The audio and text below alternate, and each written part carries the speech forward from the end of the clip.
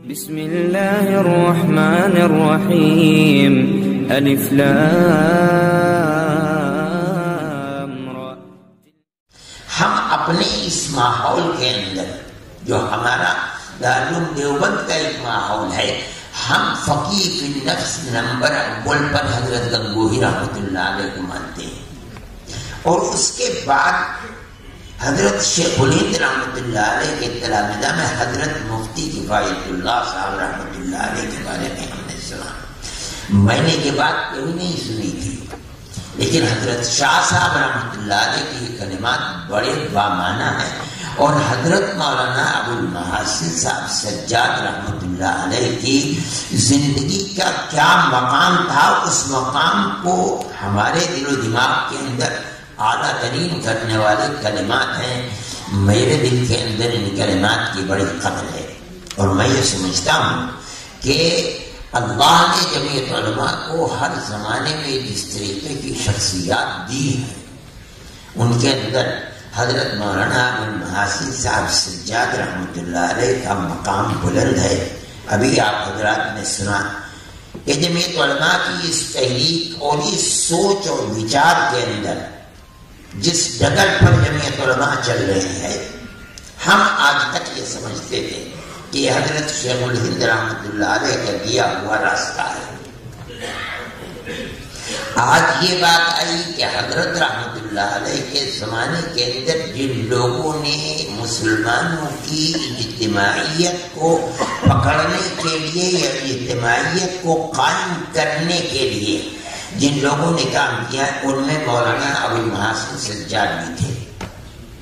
جمعیت علماء کے قیام سے پہلے، جمعیت علماء کا قیام تو 19 کے اندر ہوا، اس سے پہلے 17 کے اندر انہوں نے جمعیت علماء کے نام سے تو نہیں لیکن ایک انجمن علماء قائم کی تھی۔ اس انجمن علماء نے ظاہر کی بہار کی سرحد تک کام کیا، اگرچہ مولانا نے ملک کے گوشوں کے اندر پہنچ کر علماء کو جمع کرنا چاہا اور علماء جمع بھی ہوئے، لیکن جو انجمن کا ایک تصور تھا وہ ایک بہار کی حد تک تھا۔ اللہ نے حضرت شیخ الہند رحمۃ اللہ علیہ کے تلامذہ میں حضرت مفتی کفایت اللہ صاحب کو اس چیز کے لیے کھڑا کیا کہ کوئی انجمن سے آگے بڑھ کر اس چیز کو وجود میں لانا چاہیے۔ میں نہیں جانتا، میرے پاس کوئی دلیل نہیں ہے، لیکن یہ واقعہ 1919 کا ہے۔ حضرت شیخ الہند رحمۃ اللہ علیہ مالٹا کی جیل میں 3 سال 7 مہینے رہ کر آزاد ہوئے ہیں۔ 19 میں جمعیت علماء بنی اور 20 میں حضرت شیخ الہند رحمۃ اللہ علیہ اپنے شاگردوں کی جماعت کے ساتھ ہندوستان تشریف لے آئے۔ میرا دل یہ کہتا ہے کہ حضرت رحمۃ اللہ علیہ تو ان لوگوں میں ہیں کہ جن کا اٹھنا بیٹھنا کھانا پینا سونا جاگنا مرنا جینا یہ تمام کا تمام انگریز کی دشمنی اور اسلام کے بول کو بالا کرنے والا ہے۔ حضرت شیخ الہند رحمۃ اللہ علیہ کا کے خطوط آ رہے ہیں، رابطے ہیں، جیسے جیسے آزادی حضرت رحمت اللہ علیہ واپس آنے والے ہیں تو اب کسی پلیٹ فارم کی ضرورت ہے جس پر حضرت رحمت اللہ علیہ چل سکے اور ان کے رفقائے کار چلیں انگریز سے ملک کو آزاد کرانے کے لیے۔ اب جیسے جیسے مولانا کے آنے کا وقت قریب ہو رہا ہے، ان کے شاگردوں کو اس کی فکر ہے کہ مولانا کے لیے پلیٹ فارم کیا ہوگا۔ حضرت مفتی صاحب رحمۃ اللہ علیہ نے اس پلیٹ فارم کو امرتسر میں جا کر قائم کیا، اور اس کے اندر مولانا ابو المحاسن سجاد بھی ہیں۔ حضرت جو چاہتے تھے مولانا سجاد صاحب، وہ بہار کی انجمن تک کام مکمل ہونے والا نہیں تھا، اس کام کی تکمیل اب ہو رہی ہے امرتسر کے اندر۔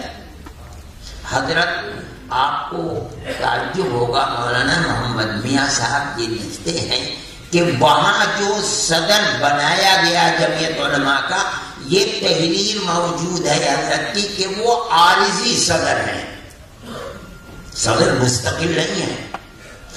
جب 1 سال کے بعد 20 میں حضرت شیخ الہند رحمۃ اللہ علیہ واپس آئے ہیں اور جمعیت علماء کا دوسرا اجلاس ہوا ہے تو مستقل صدر حضرت شیخ الہند کو بنایا گیا. اس کا مطلب یہ ہے کہ جب عارضی صدر بنایا گیا تھا، جمعیت علماء جس مستقل صدر کے لیے بنائی گئی وہ ابھی نہیں ہے، اس لیے کام چلانے کے لیے عارضی صدر ہے. جیسے تشریف لائے اور اجلاس ہوا جمعیت علماء کا، مستقل صدر حضرت شیخ الہند رحمۃ اللہ علیہ کو بنا دیا گیا. یہ گویا کہ جمعیت علماء کی تکمیل تھی، اب تک مکمل نہیں تھی جمعیت علماء. اس کے بعد 12 دن حضرت رحمۃ اللہ علیہ زندہ رہے. بس حضرت رحمۃ اللہ علیہ کا انتقال ہو گیا.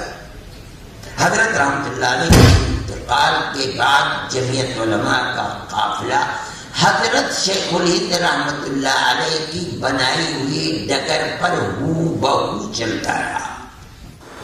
دوستو ہمارا چینل اشاعت الاسلام کہلانا سبسکرائب کریں اور بیل آئیکن دبائیں تاکہ نئی ویڈیوز آپ کو ملتی رہیں، اور ساتھ ہی ہماری ویڈیوز کو لائک اور شیئر کرنا نہ بھولیں. شکریہ.